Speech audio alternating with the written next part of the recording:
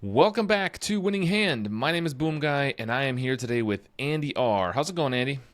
It's going all right. How about yourself? So good. Let's explain to the So good. people what we're doing because they are normally used to hearing Winning Hand in a kind of one card at a time bubble, but we're breaking out Yep. of that a little bit. So why don't you tell people what are we doing here? Yeah, let's do it 40 to 50 cards at a time. Let's just up the intensity of this. 50, you're a heretic. I am a heretic, and I'm okay with that. But we are going through decks that may not be either that well known or built by a deck builder who isn't as well known. So that way we can start to showcase all of these different deck builders who have great ideas, great decks, and get to talk a little bit about what it means to build decks and the different styles of those decks. Yeah. Heck yeah. We are super excited for this. This is kind of a new series, so we'll kind of briefly intro what it is. We've already posted a couple episodes. But basically, like Andy said, we're looking at deck builders who don't have a ton of notoriety or a ton of, like, I don't know, fame or whatever on clout on Marvel CDB. And we're kind of looking through their decks and finding interesting ones that people may not have seen because they, didn't make the front page or whatever. So we're using kind of arbitrary numbers. I think last time we said 3,000 and below was the score on Marvel CDB, and that's a little flexible, but that's kind of Yeah. like a baseline, a ballpark, for example. So today, the first episode, we just like picked a deck and talk about it. But I think this time we're doing something a little bit different. We picked a theme. So we picked a theme for this episode, and we both went off and found a deck on that theme.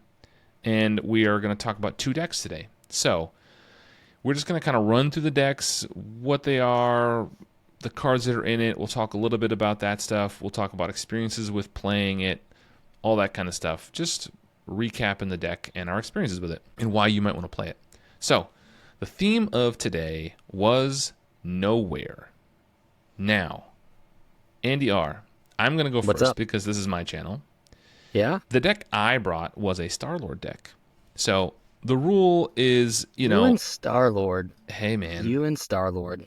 I have a soft spot for Star-Lord. So let me tell you about this deck, though. This deck is really fun. So basically, the theme was Knowhere, so it had to have Knowhere in the deck. The deck I picked is from a deck builder called the Berg 123. I think that's how you say that. The Berg. I don't know. Anyway, the Berg 123, he has a score of 1,551 as of this recording. But this deck is about 2 years old, so it's not a new deck. It is called, and I will share it on the screen now, but it is called Ziggy Star-Lord and the Spiders from the Multiverse, which is just an awesome name. It's a great Let's name. just I'm a acknowledge huge that. fan. Yeah. Absolutely. It is very thematic. There is a rather long write-up, so obviously I'm not going to read that. But essentially, it centers around Star-Lord in protection, which already might have your mind completely blown. It did when I first played this deck, but it centers around all the Web Warrior stuff, and a lot of it happens to be in green, so I think that's where it fits. But the great thing about Star-Lord, of course, as we know, is that not only are they all Web Warriors, but they're also all Guardians, which is pretty cool. So, all you have to have is Web of Life and Destiny, really. And Web of Life and Destiny, of course, is a 3-cost support. It's a basic card that says after a Web Warrior ally leaves play, you choose a player, and that player draws 1 card. So once you have a Web Warrior card in play, then you're good to go. And with Star-Lord's ability, right, he can just take an encounter card to pay for this because he is not a Web Warrior on his identity, so he can't play it for free, essentially, like the Web Warriors can. But you play out this Web of Life and Destiny, you play out Knowhere, and then the shenanigans just go into high gear because every time you play the Web Warrior, they're a Guardian, so you draw a card with Knowhere, and then they do whatever they do. They leave play. You draw another card with Web of Life and Destiny, so you just end up with a ton of cards. Across the Spider-Verse is in here to go get more cards. Across the Spider-Verse is the 2-cost event, of course, that you exhaust a Web Warrior card you control, which can be the Web of Life and Destiny. and you search your discard pile for a Web Warrior ally and put it into play, then you can spend 3 resources and do it again. Unfortunately, you can't use Star-Lord's ability in that second instance. That would be great. But so you can just get them into play. You have a ton of cards to pay for everything. It has Thwip Thwip, so you can put some stun out there. Spider Tingle is there, so you could cancel treacheries potentially. It is super fun. CITT is there, so you can ready a Guardian character. Of course, all of those allies are Guardians, so you can get more activations out of them or out of yourself. It's really, really fun, and you end up drawing a ton of cards, and I really, really like it. So I'll just stop there. That was kind of my synopsis of it. That I was think this is a good. really strong deck. What is your experience with this deck? Have you played this before? I have. I actually played it yesterday. And not just because we were doing this, though that was good, but because who doesn't want to experience more web warriors in their lives, you know? Mm-hmm. Like it's a powerful group to use, and then my favorite is, you're taking the chaos of Star-Lord, the control of the web warriors, like you said, like the Spider Tingle and the Thwip Thwip, and you are like just trying to balance them both, and it's just a fun combination. Yeah. And I will say, one call out that I hope we see more of is that they included a playlist to play with this deck. Mm-hmm. That was a nice touch. That is a really good touch. So if you read the full description, there is then a Spotify playlist linked at the bottom. This is obviously a David Bowie themed deck. There's lines from songs in here, and the title and hints at David Bowie and stuff like that. Being a band. Yeah. It's really, really cool. I think so. One of the things we do when we talk about these decks is we try to classify them into the Johnny, Timmy, and Tommy. Right? Is that the three? Did I say them right? That's the three. Okay. Yeah. No, Spike, Jimmy, Spike, and Timmy. Johnny, and Man, Timmy. I said them all wrong. Spike, Johnny, and Timmy. Dang. All right. Maybe I should practice a little bit ahead of time. This is not a professional operation, obviously. No, so we do classify in those three things. And, we talked about what those classifications are previously, but just to kind of sum it up, Spike is the power gamer who wants just victory, and he wants strong cards and efficiency, and he wants to win. Johnny is the creative gamer who kind of looks for interesting combos or cards that work together, or built off a single card that kind of plays around with stuff.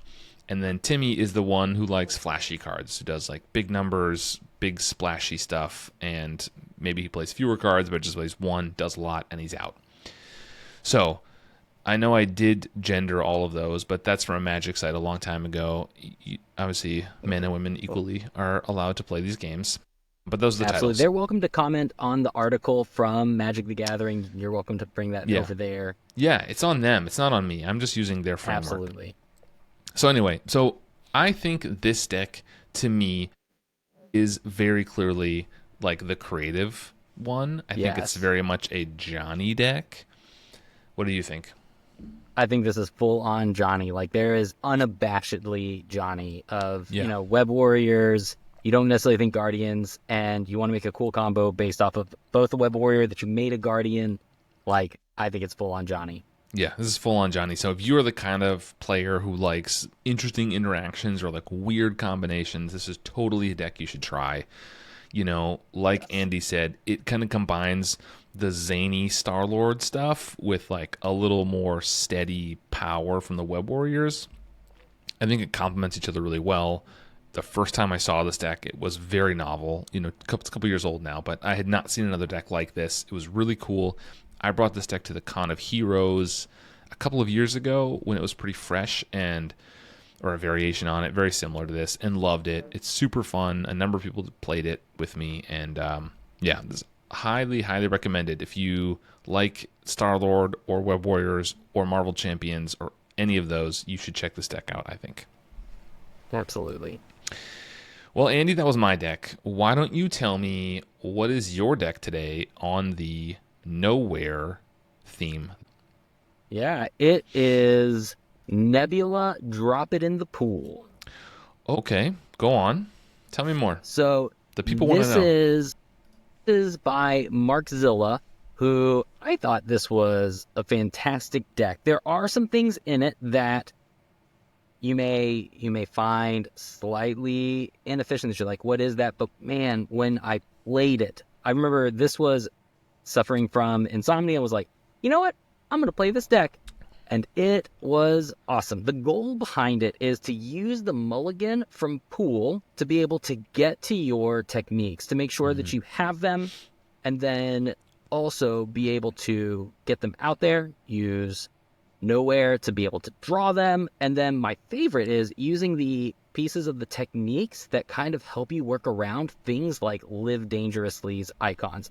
Because, you can get out the evasive maneuvering, and then all of a sudden you can ignore that crisis and keep the main scheme, but you get that +2 hand size and you're able to rock it. There's lots of discarding through rock, paper, scissors. So that way, hopefully, you can either use your digging deep to always get a win or put white fox in, or always win because if it is a digging deep, it comes back to your hand anyway. So this deck to me was just a lot of fun to help with handling Nebula and some of the the 9 hit points is a little iffy, trying to manage your going up, going down.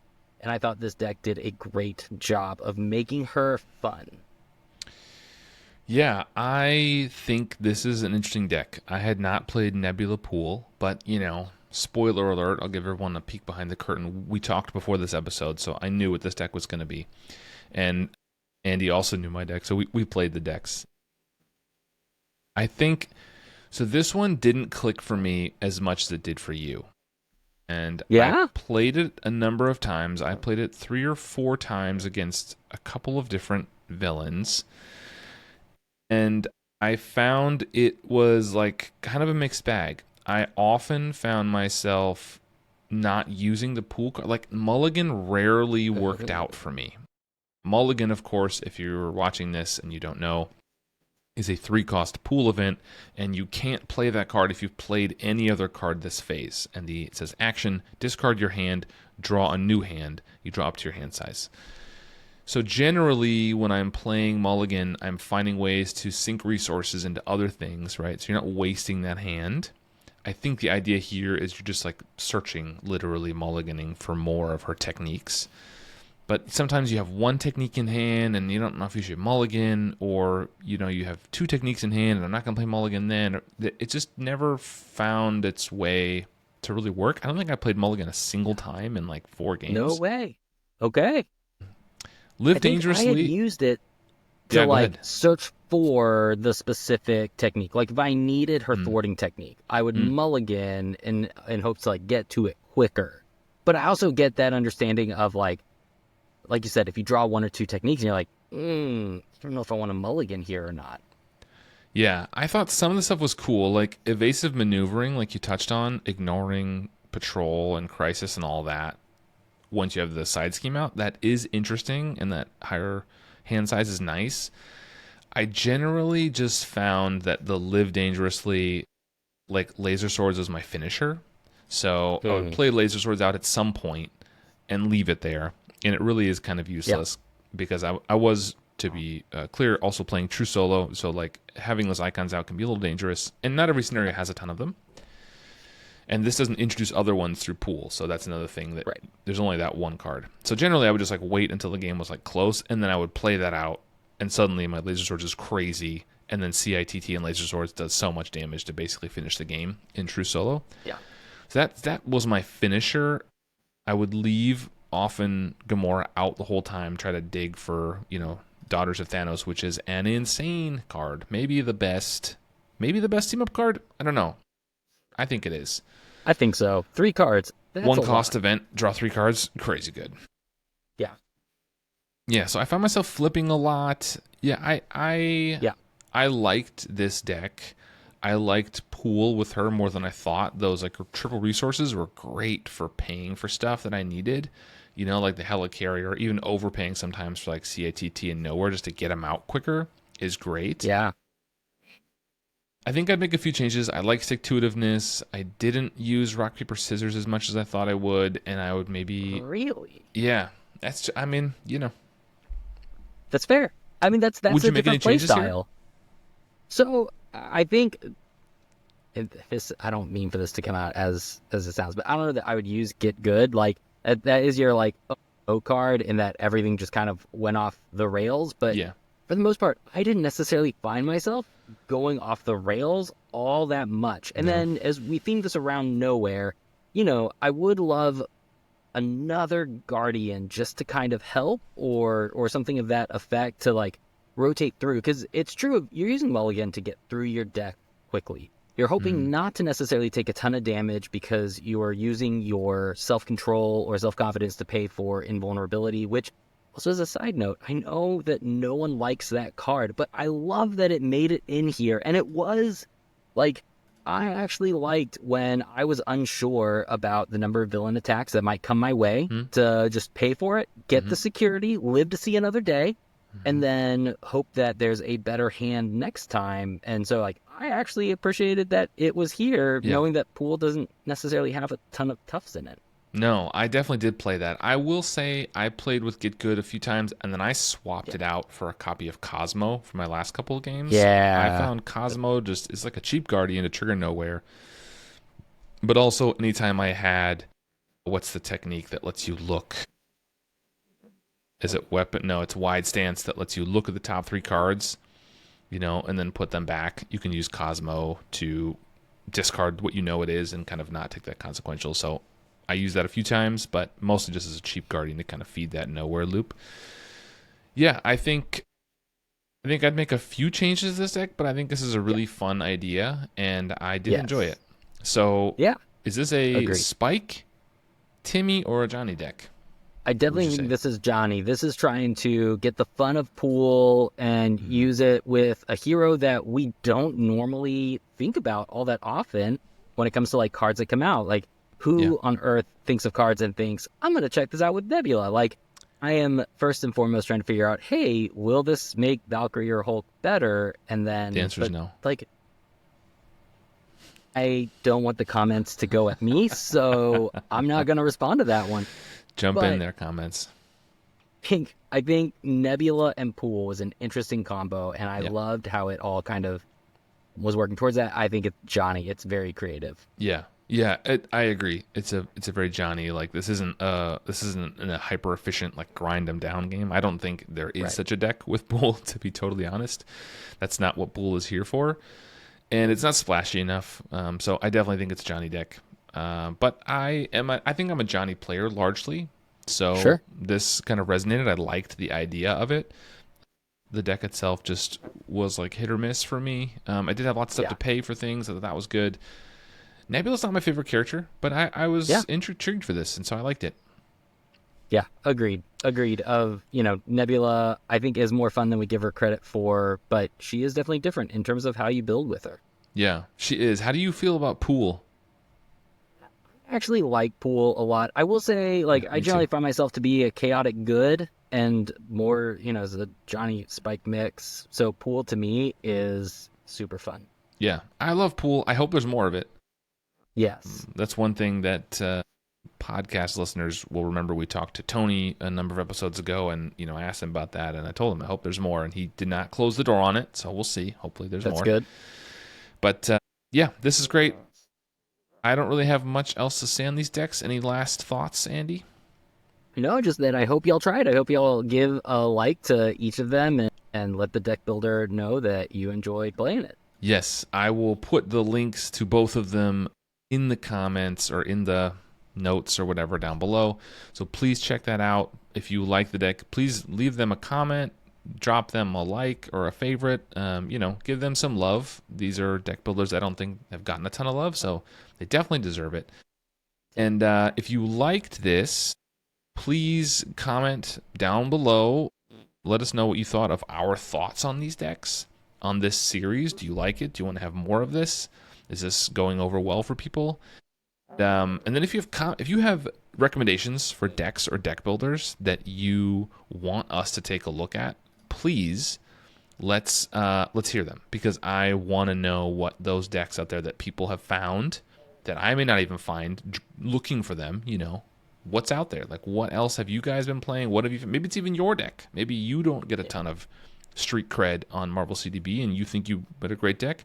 drop a link, leave a comment, let us know. I'll be happy to check it out. Absolutely. I love the idea of being able to get decks out there without having to hope that someone has, or like start your own channel. Though it's great if you want to. Yeah. But I would love for us to get to showcase decks that, yeah, just normally get passed by. Yeah. Not all of them could get seen. I don't have a ton of clout on Marvel CDB either, so I'm with y'all. But yeah, if you are a deck builder and you think you have a great deck, or you know of somebody else who has a great deck, please drop it down there. If you would like to see Andy and I play any of these decks, let us know. We are thinking about that as part of this series. So if you'd like to see some gameplay, 2 players, he and I, taking on some of these decks, that could be super fun. So if you want to see that, let us know. And other than that, we will see y'all in the next episode of this series. And that's all for now. Bye, everybody.